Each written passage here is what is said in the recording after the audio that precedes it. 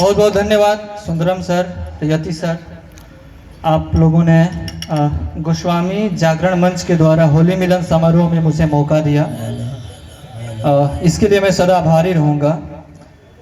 वही समय से आवाज़ चल जा थोड़ा भोजपुरी दुनिया में, कैसे कि बिहार में अगर भोजपुरी ना होके तो फिर मज़ा ना आवेला।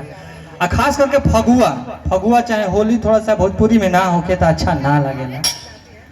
तो देखिए हमारी कोशिश बा कि एगो अच्छा गीत रोआ लोगन के सामने प्रस्तुत करें।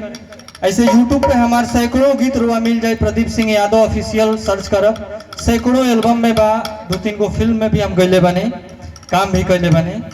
तो रोआ वहाँ सब्सक्राइब कर सकिले वो चैनल के, वहाँ गाना सुन सकिले। चलिए गाना सुना जाओ। अरे कैसे के आई बलम रौरी सेज, आवत में डर लगेला। अरे कैसे के आई बलम रौरी सेज, आवत में डर लगेला। लागेला डर, लागेला डर लगेला। कैसे के आई बलम रौरी सेज, आवत में डर लगेला। कैसे के आई बलम रौरी सेज, आवत में डर लगेला। लागेला डर, लागेला डर लगेला। लागेला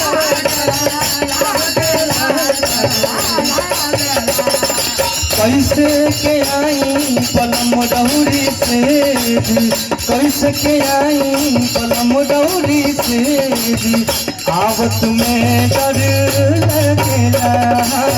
कैसे के आई बलम रौरी सेज, आवत में डर लगेला। अंतरा बा आगे उनको हटा रही।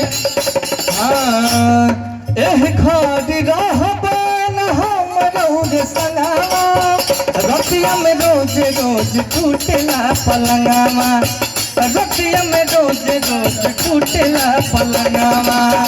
एह घड़ी रहबन हमरौर संगावा, रतिया में रोज रोज टूटेला पलंगावा। नैहर में, अरे नैहर में हमरा के दीही न भेज, नैहर में हमरा के दीही न भेज, आवत में डर लगेला। कैसे के आई बलम रौरी सेज, आवत में डर लगेला। लागेला डर, लागेला डर लगेला। लागेला डर, लागेला डर लगेला। कैसे के आई बलम रौरी सेज, कैसे के आई बलम रौरी सेज, आवत में डर लगेला। कैसे के आई बलम रौरी सेज, आवत में डर लगेला। आगे भागिला बा।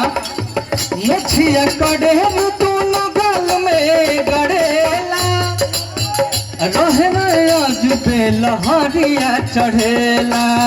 मुछिया कडेर दोनों गाल में गड़ेला, नस नस आज पे लहरिया चढ़ेला।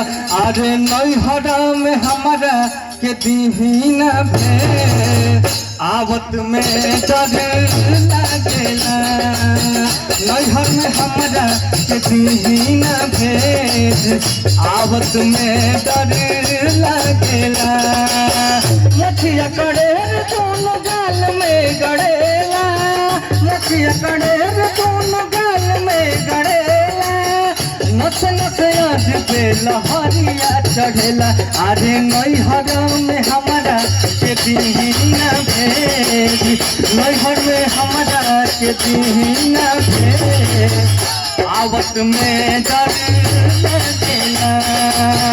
नैहर में हमरा के न भेज, आवत में डर लागेला, कैसे के आई बलम रहुरी से, आवत में डर लागेला, कैसे के आई बलम रहुरी से, आवत में डर लागेला।